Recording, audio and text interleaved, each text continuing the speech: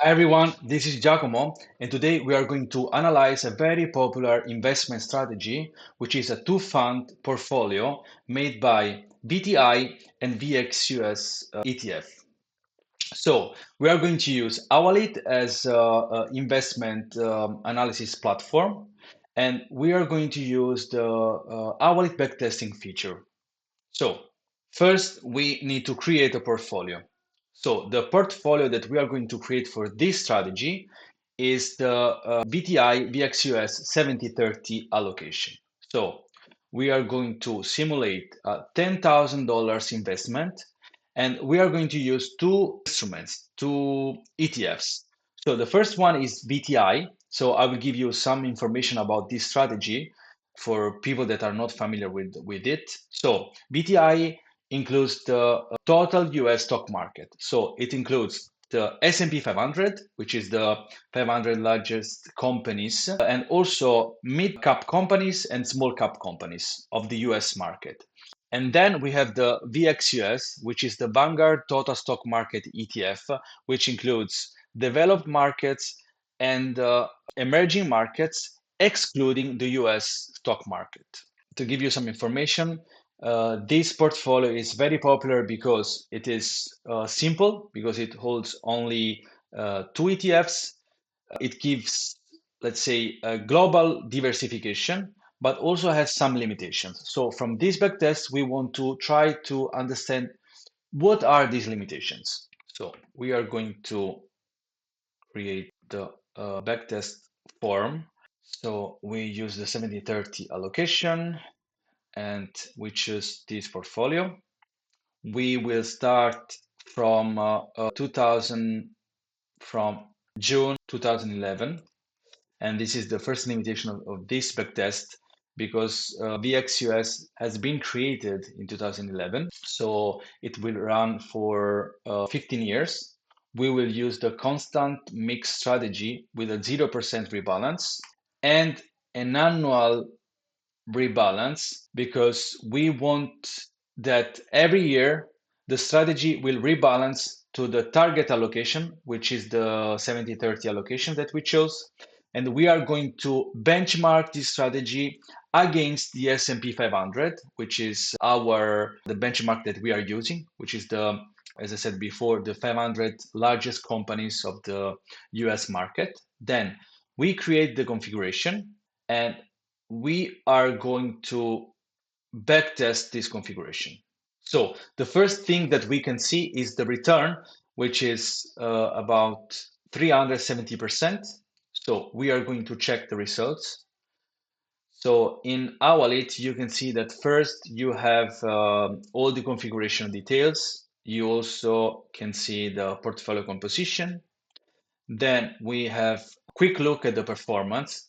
So we have total returns and we have the annual return of 11%, which is, let's say, a good result. Sharpe ratio and the max drawdown of minus 34%. Then we can have a look at the portfolio performance curves. So the gray curve is the benchmark and the purple curve is our portfolio. We can see that the benchmark, the S&P 500, has performed better than our portfolio.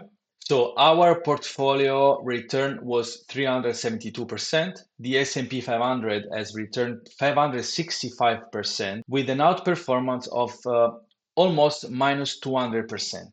Then we also have the volatility of 17% of portfolio.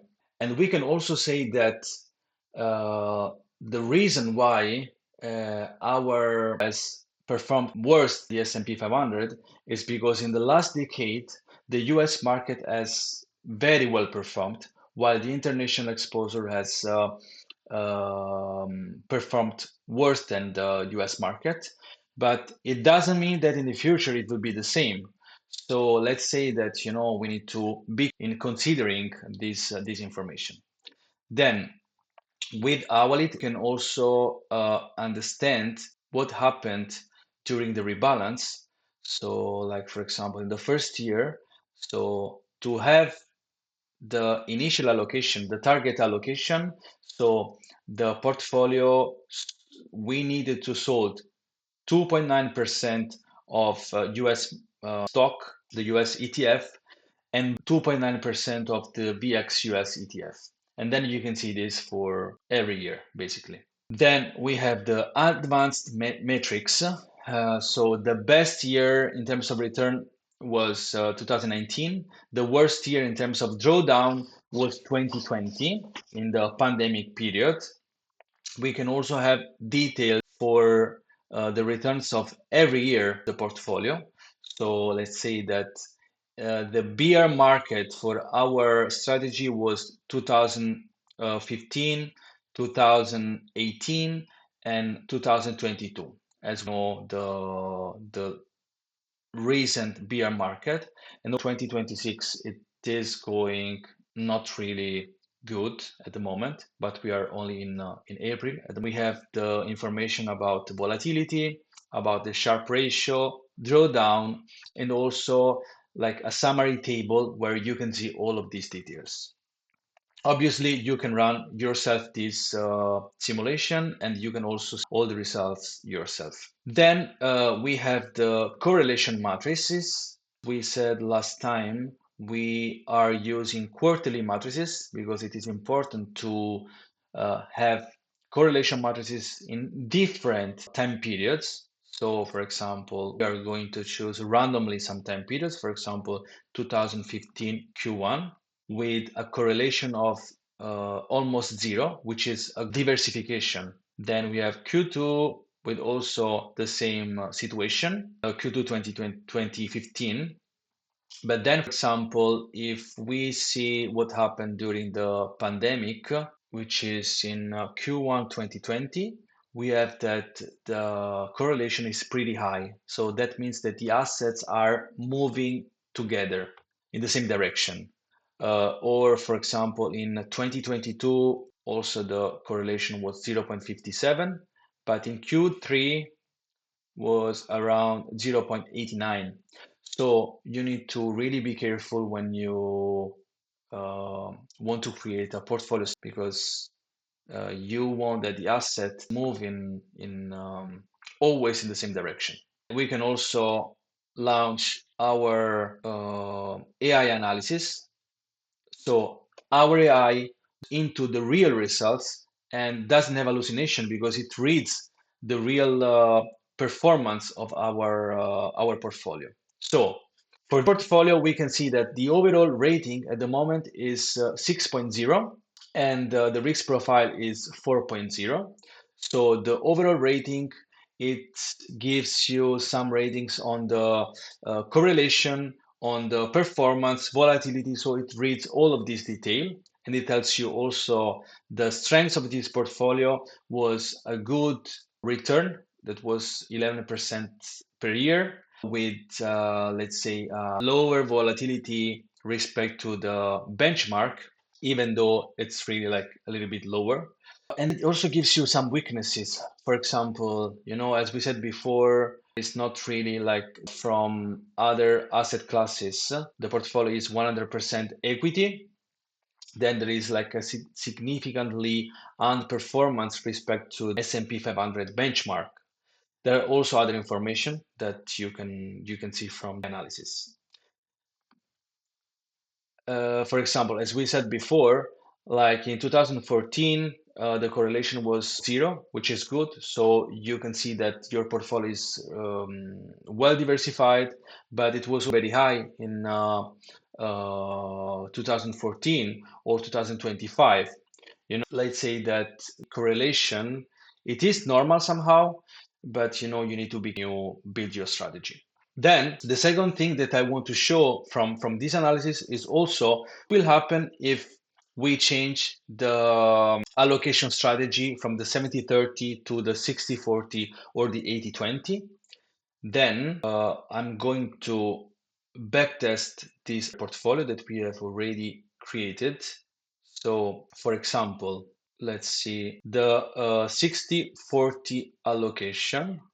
Just to check if the details are the same. Yes. So update the configuration. We are going to backtest it. Okay, it's 30%. And then we're going to choose also another, which is VTI VXUS 20. So we change also this portfolio. Same range of data. We can see the difference here. So the return is 417.99%. Now we are going to compare these results together. So we have VTI 80 VXUS 20, 60, 40, and 70, 30, the classical allocation. So we compare these results and we can see that the strategy 80-20 won against the other strategies. That was expected from because the US market did much in the last decade than the international exposure.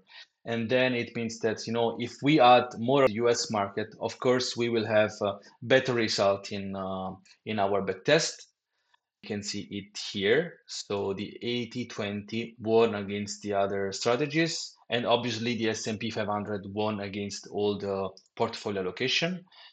Then we have also that the volatility is pretty the same. So that means that even though we had the international exposure, the volatility is pretty much the same. But that's because, as we said before, we only had 100% of equity asset without any commodity or any bond.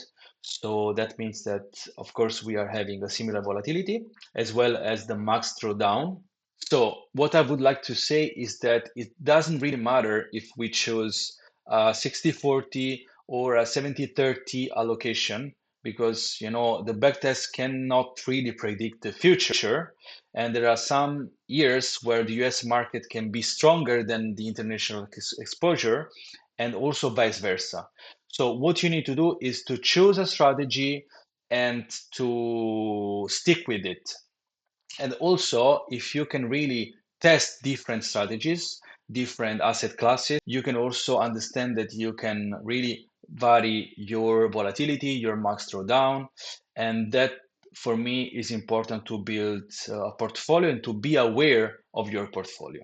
So, if you want to join Wallet, we are launching our wallet soon, probably in less than 2 months. So what you can do is I will include the link in the description. So if you want, you can join the wait list. You can ensure yourself this early bird pricing that we are evaluating. And yeah, thanks for watching and see you in the next video.